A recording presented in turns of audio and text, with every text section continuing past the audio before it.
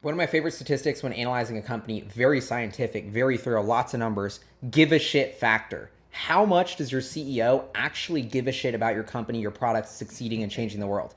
Elon Musk is up here. He takes $0 in salary, only gets paid in stock, and GM and Ford and everybody else in the entire auto industry is literally just getting rich on their salary. Like, their give a shit factor about the company, their will and chutzpah to change the world is zero. And this is just so simply the like number one reason why all of them will fail and none of them will take the big risks needed to actually, change the whole automotive industry. And so I think there's this really weird sort of case study going on right now, probably the craziest case study in business ever, of like all the business and smart and people who get it realize that Tesla already won. And now it's just about, anybody's guess about how the financials fall into place. But from a technology perspective, I think it's really clear who won. And at the end of the day, it boils down to like Elon Musk, like just he is the difference to me, like setting the culture, setting the tone, engineering first principles, no bullshit. Like every rule's made to be broken. We're just going to do things that are the best for the customer and nothing else matters. Like that is just a mindset and a company culture that has ate every single industry, except it just hadn't eaten the auto industry. And so I really think this is like Apple of the automotive world. That's a saying that everybody says. I've been saying it for a decade now. And I feel like it's like, this is so true.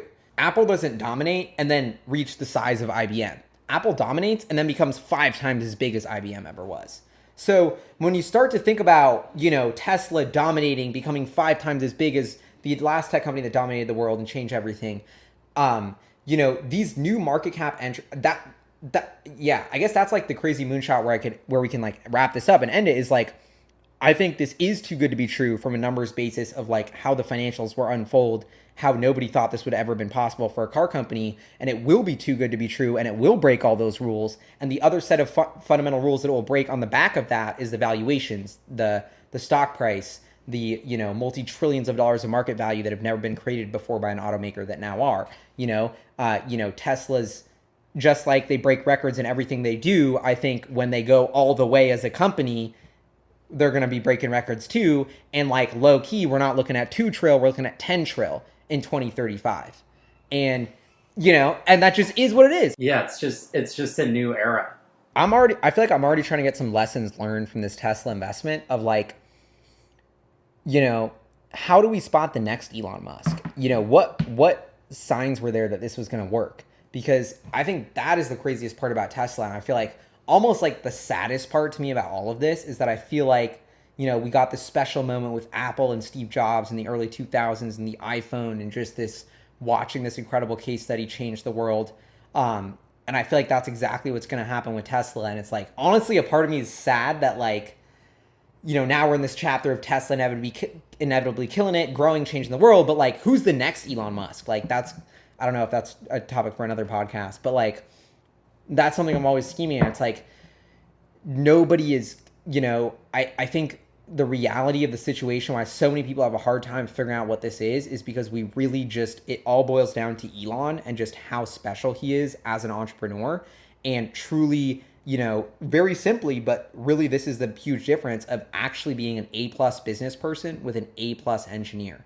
That is literally like, maybe Mark Zuckerberg you could put in that category because he was also a coder and built Facebook. But that is truly the differentiation that Tesla has. And it's like, you can put it in all these boxes you want, but it's just like, we literally have one of the smartest humans in the world. And if you think about what humanity is, it's like, we're all connected with the internet. There's 8 billion of us. There's never been 8 billion of us. Like the opportunity for that one smart person to move the delta of humanity in a bigger way than any other human has ever is like obviously now. It's like we're all connected with the internet. There's so much technology out there. Like the world is ready to change. It's ready for the biggest entrepreneur ever. It's ready for the biggest company ever. And I think Elon Musk is the guy, he's the next Steve Jobs. He's the next Vanderbilt.